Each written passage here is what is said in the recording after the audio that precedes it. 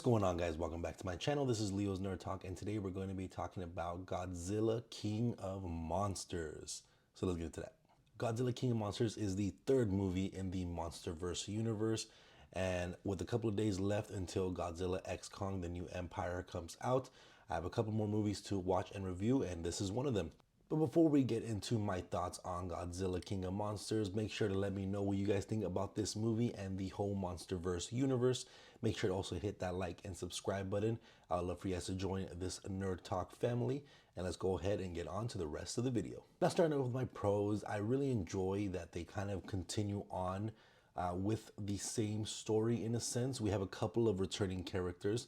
It is a kind of new focal point with a new family, but I do also enjoy that they were there the day of the 2014 kind of incident in San Francisco where our first Godzilla movie takes place. Is the people are not just some random family that happens to work at Monarch or has some sort of connection with Monarch. They have more of an emotional connection of the attacks in San Francisco. And I think they also learned their lesson from the original Godzilla, as well as how much people enjoyed Skull Island, where just show us more monsters, show us more Godzilla, show us more monsters, more battles, more fights. Don't tease us until the last 20 minutes like the first Godzilla. And this one does a great job of constantly showing us Godzilla, constantly showing us the monsters, especially with this one where there's so many monsters coming back to life. There is always something constantly happening. This is an intense movie. At all times, there's jet engines, there's storms, missiles, bullets flying everywhere, undersea. You have the monsters fighting on the ocean, and there's always something happening that actually causes some sort of intensity with the actual film itself. It's not something where, you see Godzilla and it disappears and now we're safe.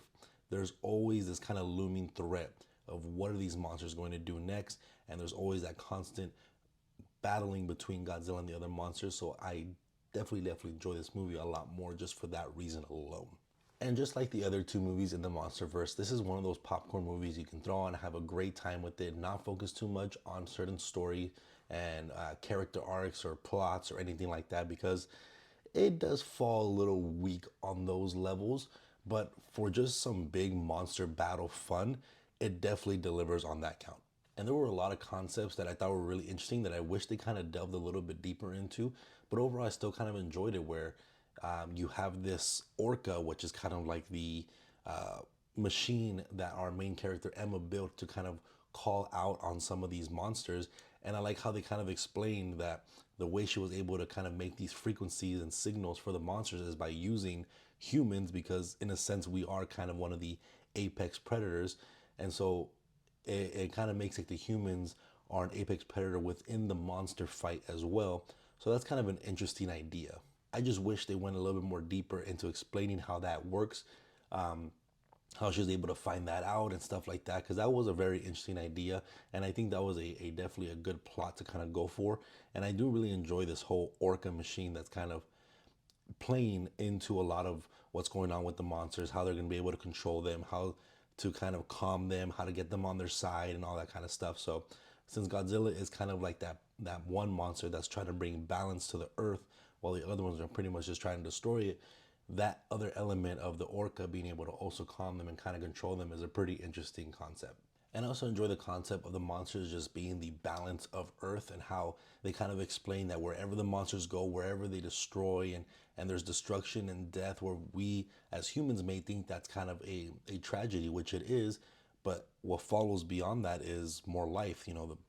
Because of the radiation, the battles, the planet starts to regrow itself, and it's helping us kind of have a longer Earth cycle, because without it, we're basically just killing ourselves and we're going to go extinct as humans. So we need these monsters to kind of rebalance the Earth and help us kind of rejuvenate the planet, which I thought was a really interesting thing to bring up in a big monsterverse like this. And lastly, all the battles are super epic, super awesome. Like I said, there's constantly always these giant storms from the main three-headed dragon monster. You have all these fighter jets flying by with missiles and bullets going, and you have Godzilla's atomic breath, and just all the different epic battles at the end, the way he wins with his kind of like magma form in a way. He kind of goes Super Saiyan in a way with his magma form, with the help of Mothra and all that kind of stuff. So all the battles were just extremely epic and super enjoyable to watch. But with that being said, let's go ahead and get into the cons for me. And one of my biggest cons is I feel like there was a lot of plots or situations that were just kind of convenient and were just there just to be there. Very similar to the original Godzilla, where things happen for plot convenience, where like characters that would have for sure would have been killed and died in these kind of different situations are being able to survive or barely scaving off, just so that they don't die off and the movie just ends that way. They end up living longer just because we need them there for plot purposes, as well as just a lot of different decisions that were just really idiotic. Like there's a couple of times where something is happening and someone wants to sacrifice themselves to save the monsters, to save Godzilla for the greater good, and they do it. They do what they're supposed to do, and then they have so much time in between where they could have gotten back to safety, but instead they don't.